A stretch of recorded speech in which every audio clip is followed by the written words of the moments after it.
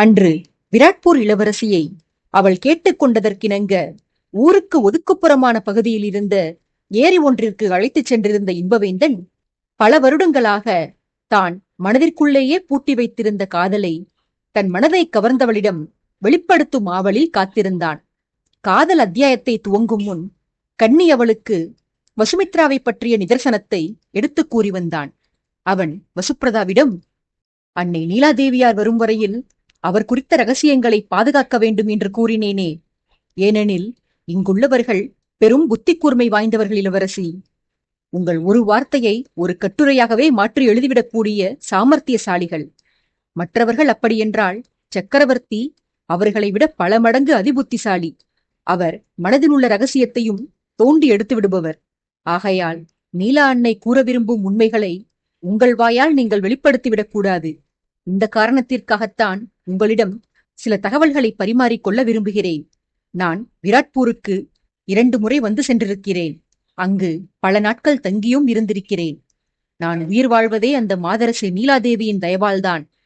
எதிரிகளால் தாக்கப்பட்டு காயமுற்றிருந்த என்னை ஒரு சத்திரத்திற்கு அழைத்துச் சென்று சிகிச்சை அளித்து வந்தனர் நீலா அன்னையும் அவரது ஆட்களும். அப்போது மழை நீரை குவளையில் பிடித்துக் கொண்டு வரச் சொல்லி உங்களை அன்னை அனுப்பி வைக்க நீங்கள் மழையில் நனைந்து விளையாடினீர்கள். அந்த காட்சியை சாளரத்தின் வழியாக பார்த்து கொண்டிருந்த எனக்கு உடலின் வலியாவும் சில கணங்கள் மறந்து போயின. உங்கள் அப்பாவித்தனம் என்னை மிகவும் கவர்ந்துவிட்டது. மேற்சிகிச்சை செய்ய வேண்டும் என்ற காரணத்தினால் என்னை என் தாய் நாட்டிற்கு திரும்ப அனுமதிக்காத அன்னை நீலாதேவி உங்கள் கோட்டையிலேயே விருந்தினர் மாளிகையில் தங்கச் செய்திருந்தார். அங்கு தங்கியிருந்த காலந்தோறும் தினமும் நீங்கள் நந்தவனத்தில் மலர் பறிப்பதையும் கோட்டை திடலில் நீலா அன்னையுடன் உலா செல்வதையும் அரண்மனை குளத்தில் கால் நனைத்தபடி அமர்ந்து தோழிமார்களுடன் கதை பேசி கழித்திருந்த காட்சியையெல்லாம் நித்தமும் கண் கொட்டாமல் கண்டு ரசித்திருக்கிறேன். நான் விராட்பூர் கோட்டையில் தங்கி சிகிச்சை பெற்று வந்த காலத்தில் ஒருமுறை ஆலயத்திற்கு செல்வதாக பொய் சொல்லி நீங்கள் கோட்டையை விட்டு நீங்கிச் செல்வதை கண்டேன். துணைக்கு 2 வீரர்களை மட்டுமே உடன் அழைத்துக் கொண்டு ஏரியை நெருங்கிய நீங்கள் குதிரைகளை வீரர்களிடம் ஒப்படைத்துவிட்டு அவர்கள் குதிரைகளை கட்டிவிட்டு வருவதற்குள் மான்குட்டியை விட வேகமாக துள்ளி ஓடி நீங்கள் மரங்களுக்கு பின்னால் மறைந்திருந்த ஏரிக்குள் இறங்கினீர்கள். உங்களை தொடர்ந்து வந்த தோழியோ உங்கள் ஓட்டத்திற்கு ஈடு கொடுக்க முடியாமல் வெகு தூரத்திற்கு முன்னரே கால் இடறி தரையில் விழுந்திருந்தாள். நீரில் இறங்கியிருந்த நீங்கள் அங்கு ஒரு முதலையைக் கண்டு பயத்தில் மயங்கி நீருக்குள் விழுந்தீர்கள். கோட்டையிலிருந்தே உங்களை தொடர்ந்து வந்திருந்த நான் நீங்கள் விழுந்த காட்சியைக் கண்டு உங்களை காப்பாற்ற வந்தேன். ஏரிக்குள் இறங்கிய நான் உங்களை விழுங்குவதற்காக வாயை பிளந்தபடி நெருங்கி வந்திருந்த முதலையின் வாயில் மேல் கீழ் தாடைகளுக்கு குறுக்காக எனது கத்தியை செருகினேன். கத்தி கொடுத்த வலியால் துடித்த முதலை அங்கிருந்து அகன்று சென்று விட்டது. உங்களை நீரிலிருந்து தூக்கிய நான் கரைக்கு கொணர்ந்து தரையில் படுக்க வைத்து நீங்கள் குடித்திருந்த தண்ணீரை வெளிக்கொண்டு வர சிகிச்சை செய்தேன். உங்களை மயக்கத்திலிருந்து மீட்டெடுக்க உங்கள் கன்னங்களை தட்டி உடலை உலுக்கி உங்கள் பெயரை சொல்லி திரும்ப திரும்ப அழைத்தேன். சில கணங்களுக்கு பிறகு மெல்ல கண் திறந்தீர்கள். என்னை பார்த்தவுடன் அரை மயக்க நிலையில் வந்துவிட்டீர்களா? உங்களுக்காகத்தான் காத்து கொண்டிருந்தேன். என்னை விட்டு செல்லாதீர்கள் என முனகினீர்கள். என்னை கண்டவுடன் ஏன் அவ்வாறு புலம்பினீர்கள் என்று நான் குழப்பத்தில் ஆழ்ந்திருந்தேன். புலம்பி முடித்தவுடன் மறுபடியும் மயக்கத்தில் ஆழ்ந்தீர்கள். சரியாக அந்த நேரத்தில் உங்களுக்கு பாதுகாவலாக வந்த வீரர்களில் ஒருவன் நம்மை நெருங்கி வந்தான். நீங்கள் கிடந்த கோலத்தைக் கண்டு அஞ்சி பதறினான். உங்களுக்கு என்னவாயிற்று என்று என்னிடம் விசாரித்தான். நானும் நடந்தவற்றை கூறினேன். ஏரிக்குள் மூழ்கவும் முடியாமல் வெளியேயும் வர முடியாமல் வாயில் கத்தியோடு தவித்துக் கொண்டிருந்த முதலையைக் கண்ட வீரன் உங்களை கோட்டைக்கு அழைத்துச் செல்ல என்னிடம் உதவி கோரினான். உங்கள் தோழிக்கு காலில் பெரிதாக காயம்பட்டிருந்ததால் அவளுக்கு துணையாக இருந்து மற்றொரு வீரனை அழைத்து வரச் சொன்னான்.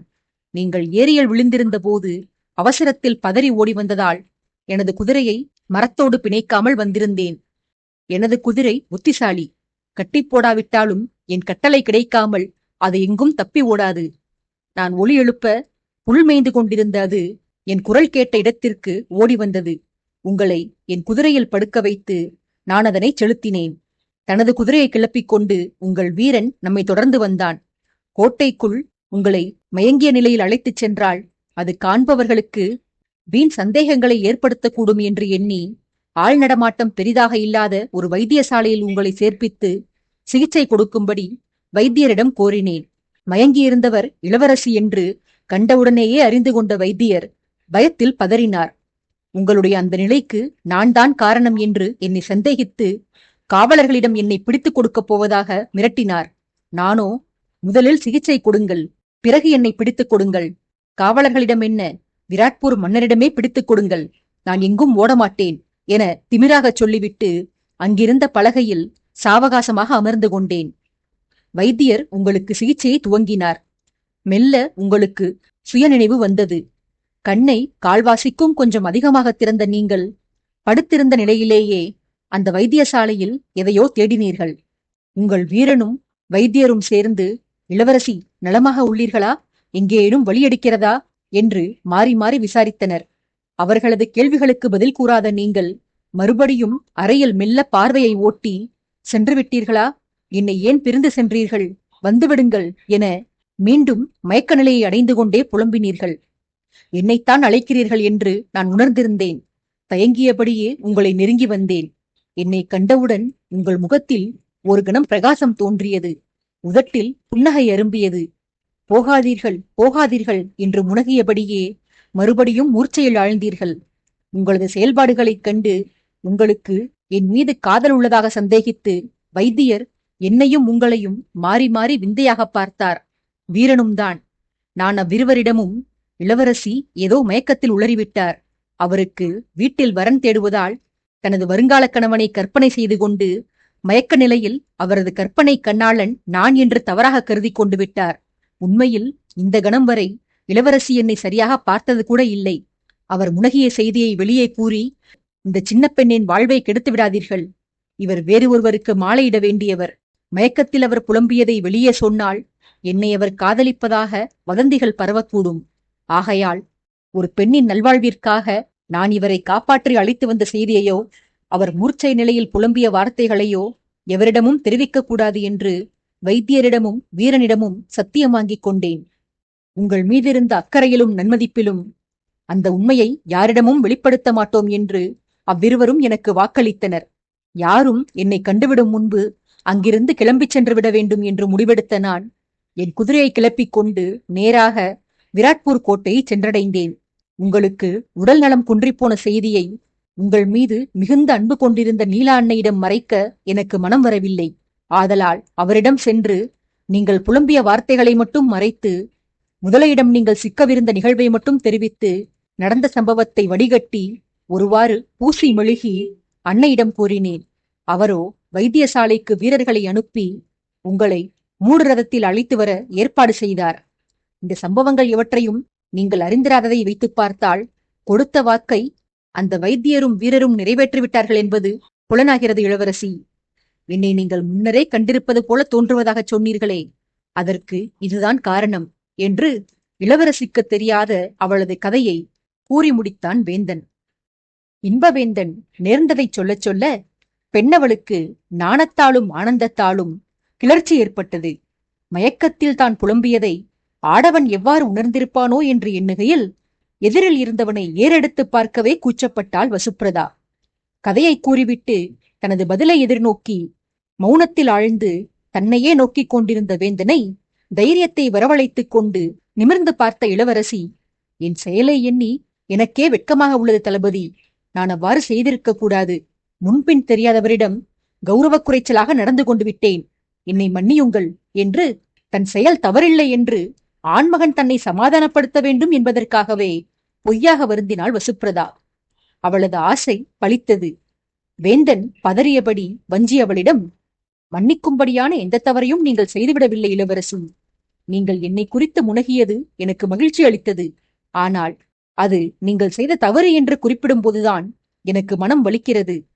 நீங்கள் முனகிய வார்த்தைகளை மனதிலிருந்து நீங்கள் கூறவில்லையோ, வெறும் மயக்கத்தில் உளறியவைதானோ என்று என் மனம் மருகுகிறது இளவரசி. அவ்வார்த்தைகள் பொய்யானவை என்றால் இப்போதே கூறிவிடுங்கள். என் மனதில் வளர்த்து வைத்துள்ள வீண் கற்பனைகளையும் ஆசைகளையும் அகற்றி விடுகிறேன் என்று கலக்கத்தோடு கூறி வந்தான். இவ்வார்த்தைகளை கேட்ட இளவரசி சற்றும் யோசிக்காமல் சட்டென வேந்தனின் கையை பற்றி, உங்கள் மனதிலிருந்து எதையும் அகற்றிவிடாதீர்கள். உங்கள் ஆசைகளை மனதினுள்ளேயே தேக்கி வைத்திருங்கள். உங்கள் கற்பனைகள் நிஜங்களாக உருமாறப் போகும் காலம் கூடி வந்துவிட்டது. உங்கள் ஆசைகளோடு சேர்ந்து என் ஆசைகளும் நிறைவேறும் காலம் தூரத்தில் இல்லை. நீலா அத்தையின் வரவையொட்டி நம் இருவரது ஆசைகள் அத்தனையும் உயிர் பெறும் என்று ஆடவனை ஏறிட்டு பார்க்க வெட்கப்பட்டு தலையை குனிந்த வண்ணமே மனதில் இருந்த இச்சையை வெளிப்படுத்தினாள். பெண்ணவள் சிறை செய்து வைத்திருந்த தன் கரத்திற்கு ஒத்தாசையாக தனது மற்றொரு கரத்தையும் வேந்தன் கொடுத்து அந்த பேதையின் கரத்தை தன் கைகளுக்குள் பூட்டி, இது காரும் நாகரிகம் கருதி கடைபிடித்து வந்திருந்த இடைவெளியை குறைக்க முடிவு செய்து கண்ணியவளை நெருங்கி அமர்ந்தான். அந்த நெருக்கத்தை இளவரசியும் எதிர்பார்த்திருந்தாள் போல. வேந்தன் நெருங்கி அமர்ந்தவுடன் ஆதரவாக அவன் தோளில் தலை சாய்த்துக் கொண்டாள். பாவையவள் சாய தன் வலக்கையை எடுத்து காதலியின் தோளை சுற்றி போட்டுக்கொண்டான். இந்த காட்சிகளையெல்லாம் தூரத்தில் மறைவிலிருந்து கண்டு கொண்டிருந்தனர் ஸ்வர்ணிகாவும் ராகவனும். ஸ்வர்ணிகாவோ ஒரு வழியாக தன் அத்தானும் காதலில் விழுந்து திருமணத்திற்கு தயாரானதை நினைத்து நெஞ்சம் நிம்மதியடைந்தாள். அந்த ஆனந்தத்தோடு அருகிலிருந்த ராகவனை அவள் திரும்பி பார்க்க, அவனோ காதல் ஜோடிகளின் கோலத்தை காண வெட்கப்பட்டு தலை குனிந்திருந்தான்.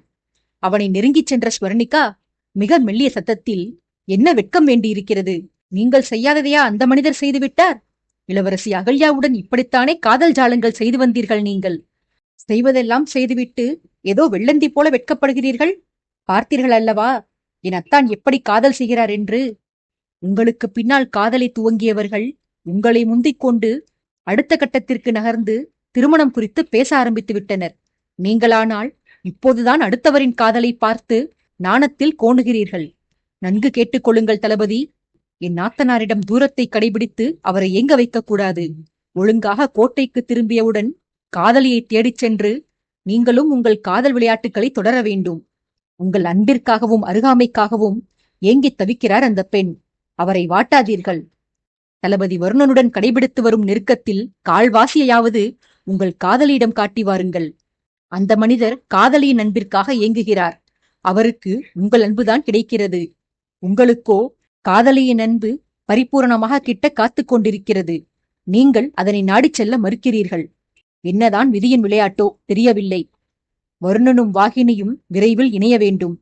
அவர்கள் மாலை சூடிக்கொண்டு வாழ்வை துவங்கும் காட்சியை நான் அச்சதை தூவி வாழ்த்தியபடி கண்டு ரசிக்க வேண்டும். அருமையான மனிதர்கள் அவ்விருவரும். பாசம் வைத்தவர்களுக்காக உயிரையே கொடுக்கக்கூடியவர்கள். அவர்கள் தம்பதியராக இணைந்து வாழ்வில் சுகம் காண வேண்டும். என்றோ காதலில் வென்று திருமண வாழ்வை துவங்கியிருக்க வேண்டியவர்கள் இன்றளவும் சரியாக பேசிக்கொள்ளக்கூட முடியாமல் பிரிந்திருக்கிறார்கள். தளபதி தயாராக இருந்தும் வாகினி அவரை ஏற்க மறுக்கிறார். நல்ல வேளையாக என் அத்தானுக்கு அந்த சிரமம் எல்லாம் ஏற்படவில்லை. அவர் மீது காதலை கொட்ட அந்த பெண் வசுப்ரதா தயாராக உள்ளாள். அவ்விருவரும் 1000 ஆண்டுகள் நோய் நொடி இல்லாமல் இதே காதலுடன் வாழ்ந்து வர வேண்டும் என்று மனதார வாழ்த்தி காதல் ஜோடிகளுக்கு திருஷ்டிகளித்தாள். வாழ்த்தியவளை பார்த்து ராகவனுக்குத்தான் மனம் வலித்தது. அவன் அதே வேதனையுடன் ஸ்வர்ணிகாவை பார்த்து, அவள் பேசி வந்தது போலவே ரகசிய குரலில், உடனிருப்போர் அனைவரும் இன்பமாக வாழ வேண்டும் என்று ஆசை கொள்ளும் நீங்கள் உங்கள் இன்பத்தை பற்றி யோசிக்க மறுக்கிறீர்களே தேவி. பிறரின் நலனுக்காக எண்ணுவதில் ஒரு சிறிய அளவேனும் உங்களுக்காக, உங்களது திருமண வாழ்வின் துவக்கத்திற்காக எண்ணுங்கள் தேவி. பிரபுவிடம் நல்ல மாற்றம் தெரிகிறது. முன்பு உங்களை தோழியாக மட்டுமே கருதி வந்திருந்தவர் மெல்ல மெல்ல மனைவியாக பார்க்க முற்படுகிறார். இந்நேரத்தில் உங்களது பங்களிப்பும் தேவை தேவி. இப்படி பொது விஷயங்களுக்காகவே அவரை நாடிச் செல்லாமல் உங்கள் உறவை புதுப்பிப்பதற்காக அவரை தேடிச் செல்லுங்கள். எல்லோரும் அவரவர் வாழ்வை துவங்கவிருக்கிறோம். மற்றவரை கரை சேர்ப்பதிலேயே கருத்தாக இருந்தீர்களானால் பின்பு ஒரு காலத்தில் அனைவரும் கரையேறி விடுவோம். நீங்கள் மட்டும் வாழ்க்கை ஓடத்தில் தனியாக தத்தளித்துக் கொண்டிருப்பீர்கள் தேவி.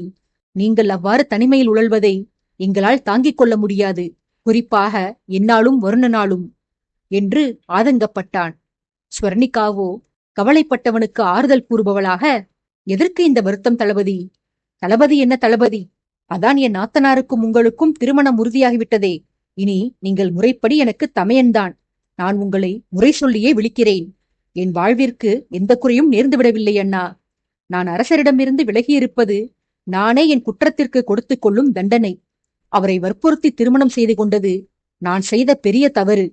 அதிலும் அக்காளுக்கு துரோகம் செய்து அவளது கணவனை அடைந்தது மன்னிக்கவே முடியாத குற்றம்.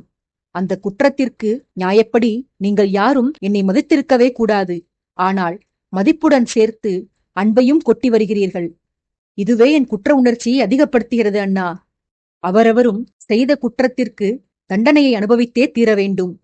ஊழ்வினை அதுவாக என்னை துரத்தி வந்து தண்டிக்கும் முன்பாக நானாகச் சென்று அதனிடம் சரணடைந்து விடுகிறேன் என்று வேதனையான செய்தியை விளையாட்டாகச் சொல்லி கண்களை சிமிட்டினாள் ஸ்வர்ணிகா.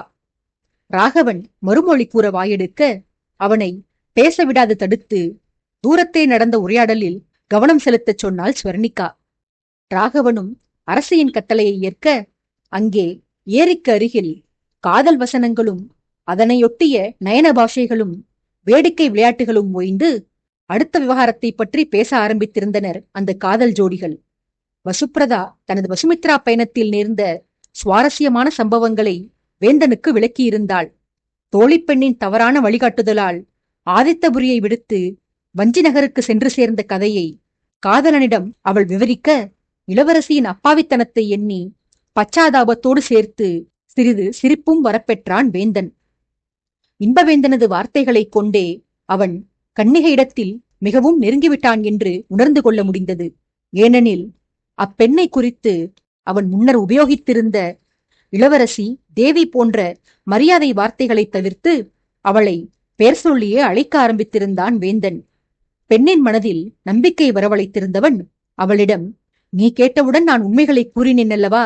இப்போது நான் ஒரு விஷயம் கேட்கிறேன். உனக்கு தெரிந்த உண்மைகளை நீயும் கூற வேண்டும். அதுவும் என்னை முழுமையாக நம்புவதாக இருந்தால் மட்டும். சம்மதமா என்று கேட்டான் பெண்ணவளை ஆழம் பார்ப்பவன் போல.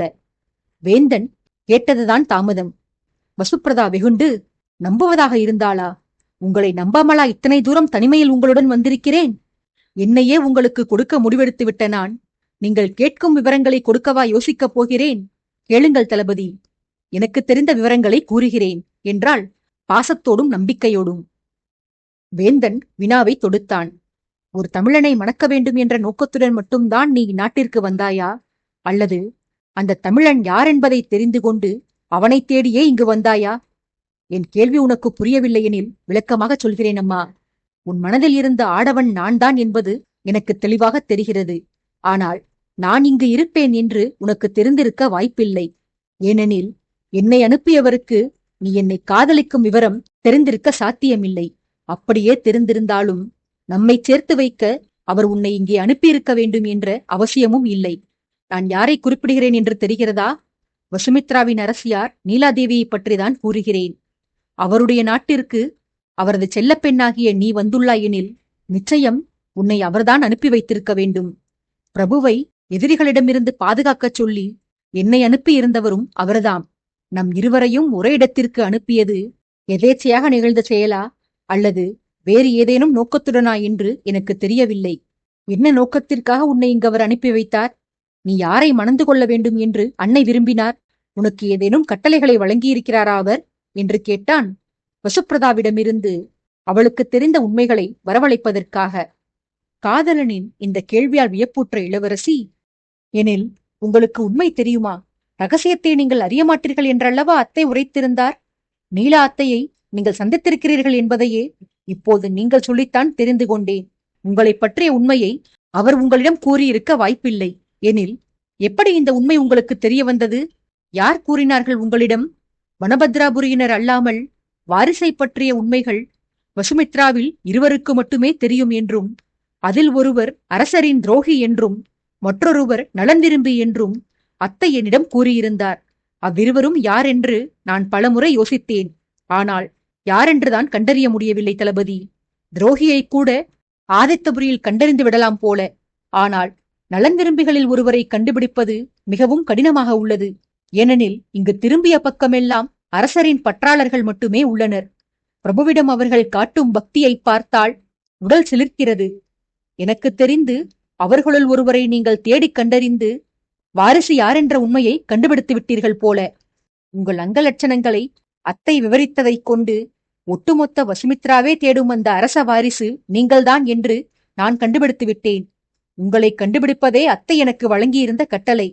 உங்களை பற்றிய சில குறிப்புகளை மட்டுமே கொடுத்து அனுப்பியவர் உங்களது பெயர் என்னவென்று கூறவில்லை தளபதி. உங்கள் அங்க அடையாளங்களை விளக்கினார். உங்களது கட்டுமஸ்தான தேகத்தையும் வீரக்கலை ததும்பும் வதனத்தையும் பற்றி வர்ணித்திருந்தார். அவரது வர்ணிப்பை நான் சித்திரமாக மாற்றி அவர் கூறிய அங்க அடையாளங்களுக்கு உயிர் கொடுத்து விட்டேன். உங்கள் ஓவியத்தை ரகசியமாக பாதுகாத்து வருகிறேன். என் அன்புக்குகந்த அத்தையிடம் கூட அந்த ஓவியத்தை காட்டியிருக்கவில்லை. நான் என் நெருங்கிய தோழியான சங்கரிக்கு மட்டுமே உங்கள் சித்திரத்தை காட்டியிருக்கிறேன். பயணம் வந்த பாதையிலெல்லாம் அழகான மனிதர்கள் எதிர்ப்படும் போது அது நீங்கள்தானா என்று கண்டறிய என் தோழி அவ்வப்போது அந்த சித்திரத்தை எடுத்து பார்த்து வந்தாள். அவள் தேடுதல் நேற்றுதான் ஒரு முடிவுக்கு வந்தது. நேற்று உங்களை கோட்டைக்குள் கண்டிருக்கிறாள் அவள்.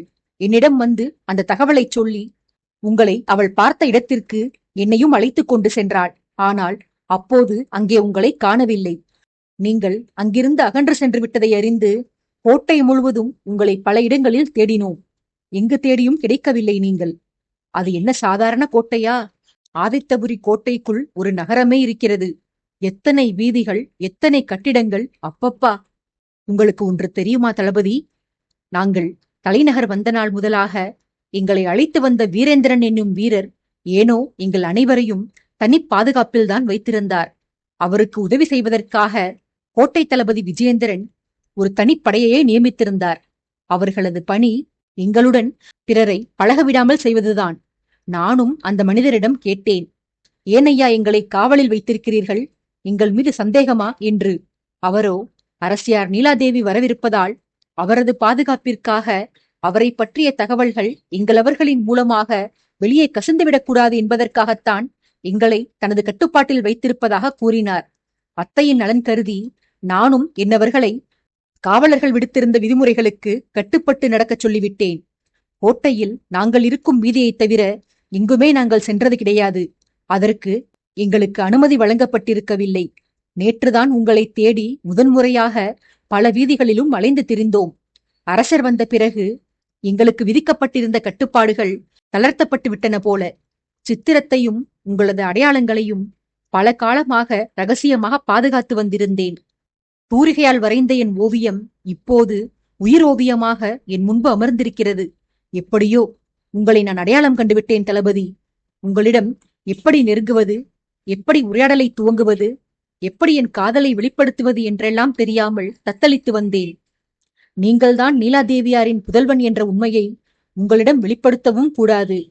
அதே நேரத்தில் உங்களிடம் என் நேசத்தை வெளிப்படுத்த வேண்டும். உங்களுக்காக உங்கள் அன்னை பார்த்த மணமகள் நான் தான் என்பதை உங்களிடம் தெரியப்படுத்தவும் கூடாது. அதாவது இந்த ராஜ்யத்தின் வாரிசு நீங்கள்தான் என்பதை உங்களிடம் வெளிப்படுத்தக்கூடாது. எனக்கு இடப்பட்டிருந்த கட்டளை இதுதான். எத்தனை கடினமான செயல் இது! என்ன செய்து என் காதலில் வெல்வது என்று யோசித்துக் கொண்டிருந்தேன். ஆனால் பிரயத்தனங்கள் எதுவுமின்றியே காரியம் கைகூடும் என்று நான் கனவிலும் கருதவில்லை தளபதி. ராஜ்யத்தின் வாரிசு நீங்கள்தான் என்ற உண்மையை நீங்கள் அறிவீர்கள் என்பதையும் நான் நினைத்து பார்த்திருக்கவில்லை என்று கூறி இளவரசி சிரித்தாள். அவளது கூற்றை தூரத்திலிருந்து கேட்டு வந்திருந்த ஸ்வர்ணிகாவிற்கு இதயம் படபடத்தது. அவள் பக்கவாட்டில் திரும்பி ராகவனிடம், இது உண்மையா அண்ணா? நம்பவே முடியவில்லை என்னால். சக்கரவர்த்தியின் தமையன் இவர்தானா? எத்தனை பெரிய உண்மையை எத்தனை இயல்பாக மறைத்து வந்திருக்கிறார் இந்த மனிதர் என்று தனது அதிர்ச்சியை பரிமாறிக்கொண்டாள். ராகவனுக்கு அதிர்ச்சியில் பேச்சே வரவில்லை. அவன் வெறுமனே தலையை மட்டும் அசைத்து தனது வியப்பை வெளிக்காட்டினான். அச்சமயம் வசுப்பிரதாவுக்கு வேந்தன் பதில் கூற ஆரம்பித்திருந்தான். இன்பவேந்தன் புன்னகைத்தபடியே வசுப்பிரதாவை பார்த்து, நீ வெள்ளந்தி என்று நான் அறிவேனம்மா. ஆனால் இத்தனை மோசமான வெள்ளந்தியாக இருப்பாய் என்று இன்றுதான் நான் அறிந்து கொண்டேன். நான் அரசியார் நீலாதேவியை அன்னை என்று குறிப்பிடுவதனால் அவரை எனது அன்னை என்று கருதிவிட்டாய் நீ.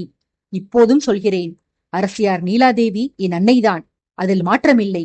ஆனால் அவர் என்னை பெற்றவரோ வளர்த்தவரோ இல்லை. நான் அவரது கணவருக்கு பிறந்தவனும் இல்லை.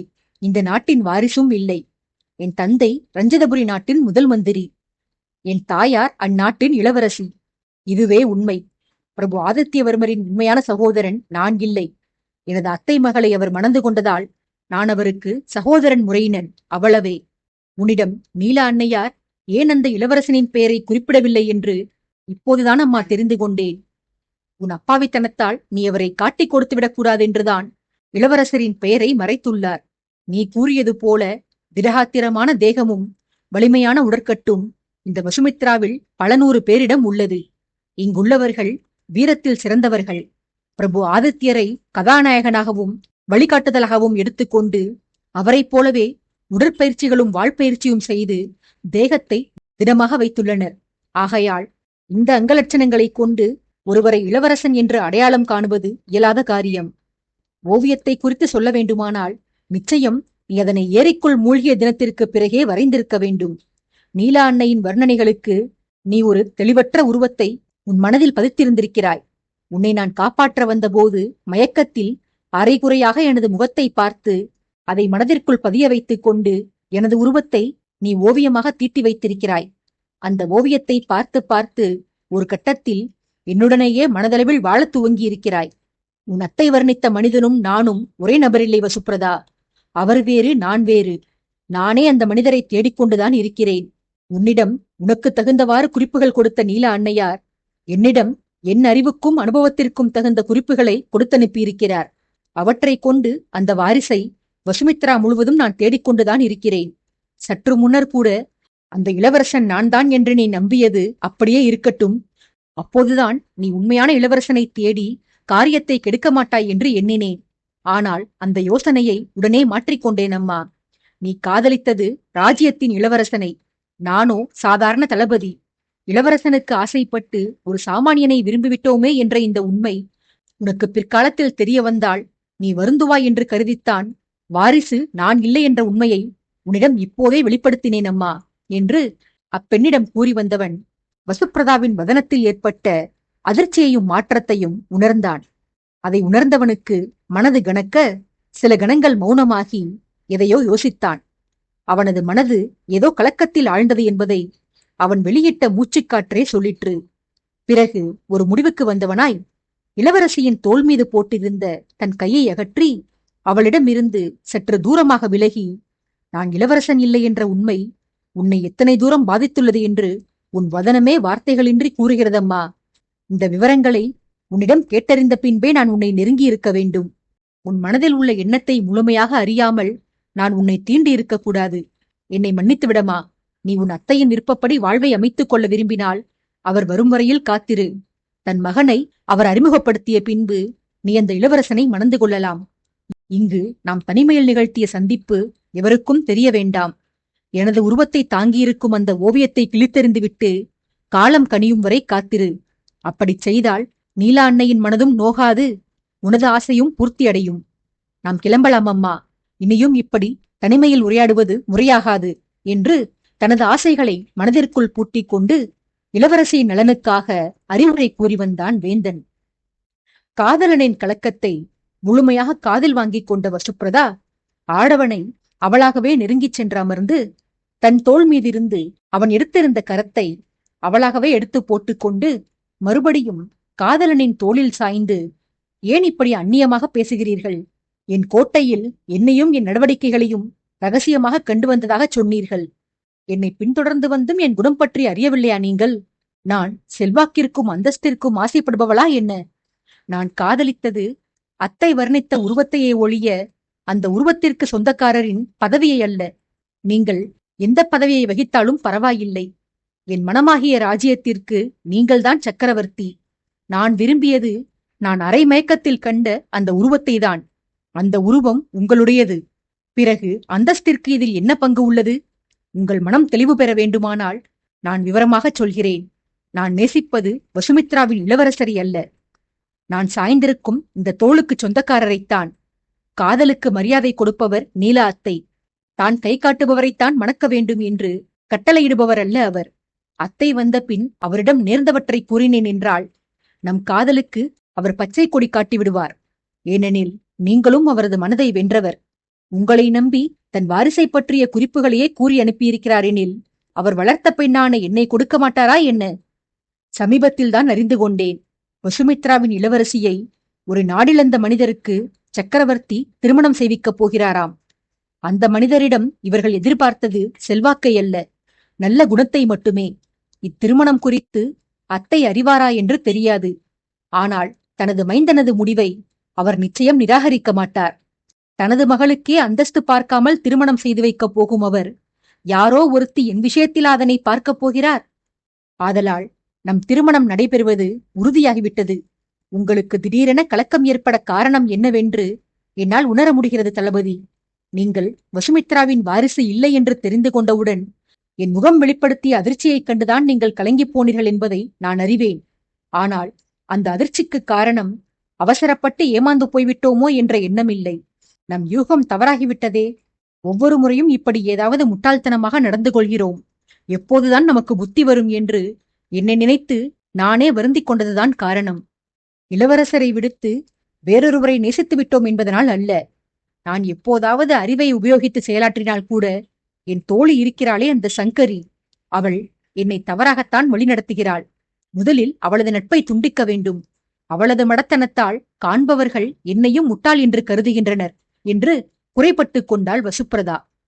வசுப்பிரதா பழி மொத்தத்தையும் தன் தோழி மீது போட வேந்தன் அவளை பார்த்து கிண்டலாக நகைத்து, ஆமாம் ஆமாம், சங்கரிதான் அறிவில்லாதவள். உனக்கு கைலாயத்தில் விற்றிருக்கும் சிவசங்கரனின் தலையிலிருந்து பிரவாகிக்கும் கங்கை நதி போல அறிவானது ஊற்றடிக்கிறது.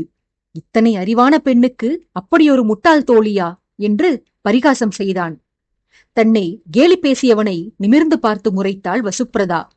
முறைத்தவளிடம் வேந்தன், கோபித்துக் கொள்ளாதையம்மா, உன்னை நான் குறை சொல்லவில்லை. உன் அப்பாவித்தனம் பிடித்தே உன்னை காதலிக்க ஆரம்பித்தேன். ஆனால் அந்த அப்பாவித்தனம் உனக்கு ஆபத்தை விளைவித்துவிடக்கூடாது என்று அச்சமாக உள்ளது. உன்னை தலைநகர் அழைத்து வந்ததாக நீ கூறிய மனிதன் சக்கரவர்த்தியின் ஒற்றன். அவன் உன்னை வஞ்சி நகரில் பார்த்து உன்னை பின்தொடர்ந்து தன் இடத்திற்கு உன்னை அழைத்து வந்துள்ளான். அவன் மோசமானவனாக இருந்திருந்தாலோ அல்லது வேறு தவறான நபர்கள் யாரிடமாவது நீ அகப்பட்டிருந்தாலோ உன் நிலைமை என்னவாயிருக்கும் வசுப்பிரதா? உன்னை பின்தொடர்ந்து நீ யாரென்பதை தெரிந்து கொண்டு உன் வெள்ளந்தித்தனத்தை அறிந்து கொண்டு உனக்கு ஆபத்து நேர்ந்துவிடக்கூடாது என்ற நல்லெண்ணத்தில்தான் ஒற்றன் வீரேந்திரன் உன்னை தலைநகர் அழைத்து வந்திருக்கிறான். இங்கு வந்தும் உன்னை தன் நேரடி பராமரிப்பிலேயே வைத்திருந்திருக்கிறான். நல்ல வேளையாக நீ சக்கரவர்த்தியின் ஆளிடம் அகப்பட்டாய். இதுவே அவரது விரோதிகளின் கண்களில் பட்டிருந்தால் உன்னை பணைய கைதியாக்கி ராஜ்யத்தில் குழப்பத்தை விளைவித்திருப்பர் எதிரிகள். உன் குணம் தெரிந்திருந்தும் நீலா அன்னை உன்னை இவ்வாறு பயணம் அனுப்பியிருக்கிறாரெனில் அவருடைய நோக்கம் உனக்கு உலக அறிவு வளர வேண்டும் என்பதற்காகத்தான் இருக்கும். ஏனெனில் எல்லா பாடங்களையும் ஏட்டுக்கல்வியில் போதித்துவிட முடியாது. அனுபவ பாடங்கள்தான் மனிதனை பண்படுத்தும், புதிய பாதைகளை காட்டும், சுயமாக யோசிக்கச் செய்யும். உனக்கு சுய சிந்தனை வளர வேண்டும் என்பதற்காகவே அன்னை உன்னை இவ்வாறு நெடுந்தூரம் அனுப்பியிருக்கிறார். அதுவும் தமிழ் மொழி தெரியாத மனிதர்களின் துணையுடன். மனிதர்களை செதுக்குவதில் பண்படுத்துவதில் நீலா அன்னைக்கு இருக்கும் அசாத்திய திறமையும் துணிச்சலும் நான் எவரிடமும் கண்டதில்லை அம்மா. எனக்கு இப்போதுதான் தோன்றுகிறது. ஒருவேளை நானும் உன்னை கவனித்துக் கொள்வேன் என்று நம்பியே அவர் உன்னை இவ்வாறு அனுபவசாலிகளின் துணையின்றி அனுப்பியிருக்க வேண்டும். ஏனெனில் உன்னை நான் நன்கு அறிவேன். நீ வந்திருக்கும் செய்தி கேள்விப்பட்டால் நான் நிச்சயம் உன்னை பாதுகாப்பேன் என்று அன்னை கருதி இருக்கக்கூடும். அவரது எண்ணம் வீண் போகவில்லை வசுப்பிரதா என்று இளவரசியிடம் தன் அனுமானத்தை பகிர்ந்து வந்தவன், சரி, கிளம்பலாம் அம்மா, நேரமாகிறது. நான் சிறிதாவது ராஜ்ய காரியங்களை மேற்கொண்டாக வேண்டும். நாளை மறுநாள் பிரபுவுடன் சேர்ந்து சௌபவதத்திற்கு பயணம் கிளம்ப வேண்டும். அதற்கு முன்பாக இங்கு ஒரு சில பாதுகாப்பு ஏற்பாடுகளை முடித்தாக வேண்டும் என காதலியிடம் தெரிவித்தவன் தரையிலிருந்து எழுந்து இளவரசிக்கு கை கொடுத்து தூக்கிவிட்டான். ஆடைகளில் இருந்த தூசியை தட்டிவிட்டுக் கொண்டிருந்தவனிடம் வசுப்பிரதா கவலையோடு, உண்மையாகவா கூறுகிறீர்கள்? நீங்களும் பிரபுவுடன் சென்றாக வேண்டுமா? நம் காதல் இப்போதுதான் மலர்ந்துள்ளது. ஓவியத்தை வைத்துக்கொண்டு எத்தனை காலம் உங்களை தேடி வந்தேன் தெரியுமா? என் காதலையெல்லாம் அந்த சித்திரத்துடன் தான் பகிர்ந்து வந்தேன். இப்போது காமதேவனின் அவதாரம் போல கண்முன்பு நீங்கள் நின்றும் உங்களை நான் பிரியத்தான் வேண்டுமா? தலைநகரிலேயே தங்கிவிட சக்கரவர்த்தியிடம் அனுமதி கேளுங்களேன். ஏதாவது சாக்குப்போக்கு சொல்லி சௌபவதம் செல்வதை தவிர்க்க பாருங்களேன். உங்களை காணாதிருந்தவரை உங்களுடைய உருவமும் நினைவுகளும் வெறும் கற்பனையே என்று எண்ணி என்னை ஆற்றிக் கொண்டிருந்தேன். ஆனால் அங்கமெல்லாம் தங்கத்தில் இழைத்தாற் போல அற்புத சொரூபனாக நீங்கள் காட்சி தந்துவிட்ட பிறகு உங்களை பிரிந்திருப்பது எனக்கு கடினத்திலும் கடினம் தளபதி. உங்களை இனி பிரிவதை என்னால் எண்ணி பார்க்க கூட முடியவில்லை. ஒன்று பிரபுவிடம் அனுமதி பெற்று நீங்களும் இங்கேயே இருந்து விடுங்கள். இல்லையேல் என்னையும் உங்களுடன் சௌபவதம் அழைத்துச் செல்லுங்கள். பல்லக்கிலும் குதிரையிலும் பகிரங்கமாக வந்தால் பிரபு கண்டுபிடித்து விடுவார் என்று நீங்கள் அஞ்சினால், நான் மாறுவேடம் பூண்டு பணிப்பெண்ணின் ரூபத்தில் பரிவாரத்துடன் வருகிறேன். நான் உறுதியாகச் சொல்கிறேன், உங்களை பிரிந்து நான் தனித்திருக்க மாட்டேன் என்று திட்டவட்டமாக கூறினாள். சிறு பிள்ளை போல அடம்பிடித்து வந்தவளை கருணையோடும் காதலோடும் நோக்கிய வேந்தன், உன்னை அழைத்துச் செல்வது என் கையில் இல்லையம்மா. பிரபுவை ஏமாற்றி அப்படி உன்னை மாறுவேடத்தில் அழைத்துச் செல்வது எளிதான காரியமல்ல. அவரை பற்றி நீலா அன்னையிடம் கேட்டறிந்த பின்புமா இவ்வாறு நீ எண்ணுகிறாய்? அவர் ஒற்றை மனிதர் இல்லை. உருவம் என்னவோ ஒருவருடையதுதான். ஆனால் அவரது மூளை 10 பேருக்கு சொந்தமானது. சாதாரணமாக அரசருக்கு வேவு பார்க்க சில பல மனிதர்களைக் கொண்ட ஒற்றற்படை ஒன்று இருக்கும். ஆனால் இந்த மனிதருக்கு ஒற்றறிய வசுமித்ரா ராஜ்யத்தில் உள்ள லட்சோப லட்சம் மனிதர்கள் உள்ளனர். அரசரே உன்னை கண்டுபிடிக்க தவறினால் கூட அந்த விசுவாசிகளில் யார் வேண்டுமானாலும் உன்னை பற்றி கண்டறிந்து பிரபுவிடம் தகவல் தெரிவிக்க கூடும். பிறகு நம் நிலை சங்கடத்திற்குள்ளாகும். ஆகையால் நீ சௌபவதம் வரும் எண்ணத்தை கைவிடு வசுப்ரதா. எனது அத்தை மகள் சௌபாவை தலைநகர் அழைத்து வருவதற்காகத்தான் அரசர் இந்த பயணத்தை மேற்கொள்கிறார். ஆகையால் இது நீண்ட நாள் பயணமாக இருக்க வாய்ப்பில்லை. ஓரிரு வாரங்களில் தலைநகர் திரும்பி விடுவோம். நீ எனக்காக காத்துக் கொண்டிரு. பிறகு ஒரு முக்கியமான விஷயம் வசுப்ரதா.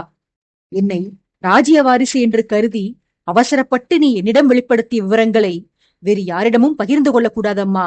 நீலாதேவியாரை பற்றி அரசரின் குடும்பத்தினரை தவிர வேறு யாரிடமும் பேசக்கூடாது.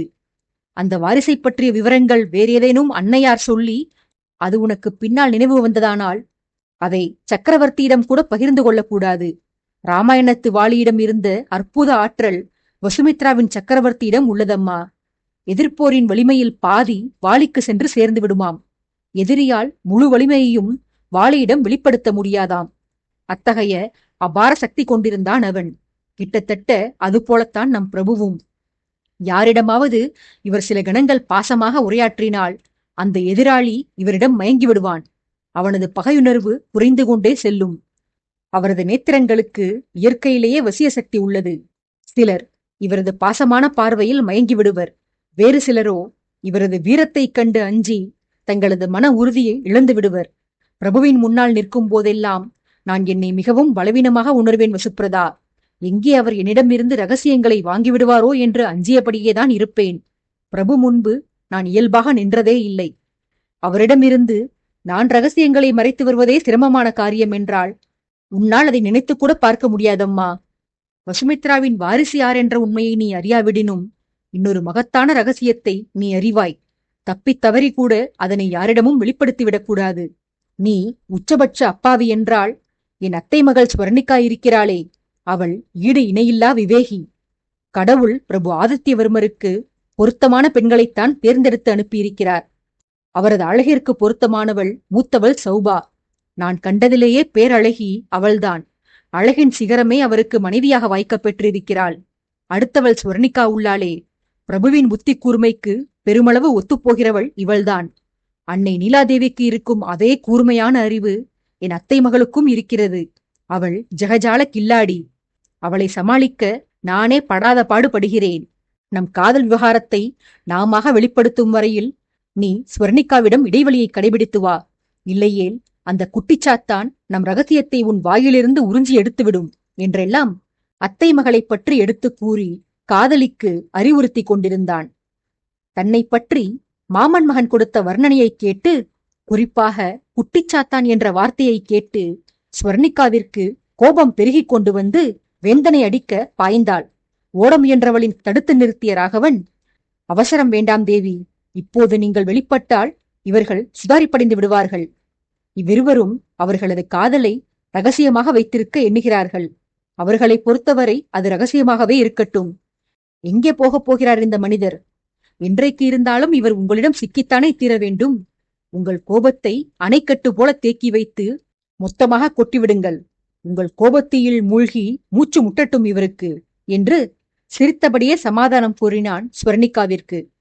காதல் ஜோடிகள் குதிரைகளை நோக்கி நடைபோட்டுச் செல்ல தங்களை கண்டுவிடக்கூடாது என்பதற்காக கோபத்தில் இருந்த ஸ்வர்ணிகாவின் கையை பிடித்து இழுத்துக்கொண்டு வேந்தனின் கண்களில் படாதபடி நகர்ந்து சென்றான் ராகவன்.